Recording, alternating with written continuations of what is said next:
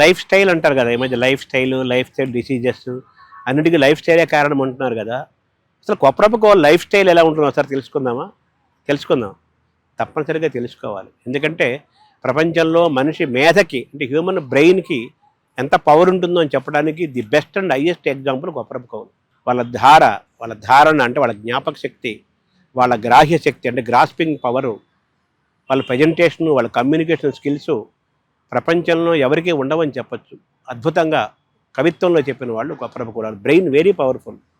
అంత powerful brain ఉండడానికి కారణం ఏంటి? వాళ్ళ జీవనశైలి ఏంటంటే వాళ్ళు ప్రతిరోజు తెల్లవారుజామున 3 గంటలకే తొలిజామున లేస్తారు. లేచి గంట సేపు కర్రసాము చేస్తారు.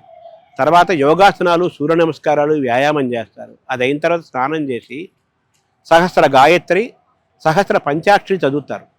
అది అయిన తర్వాత అప్పుడు కవిత్వానికి ఉపక్రమిస్తారు. ఇద్దరు అన్నదమ్ములు ఇద్దరు అలా మొదలై లేచి నడుచుకుంటూ ఇద్దరు పద్యాల్లోనే మాట్లాడుకుంటూ ఆ దగ్గరలోనే వాళ్ళ ఊరు కొప్పరంలో కోదండ రామాలయం ఉంటుంది. అలా నడుచుకుంటూ వెళ్ళి ఆ రామాలయంలో వాళ్ళు సాధన చేస్తారు. అంటే శారీరకమైన వ్యాయామము, మానసికమైన వ్యాయామము తొలిజాముల్లోనే కొప్పరపకోలు మొదలు పెడతారు.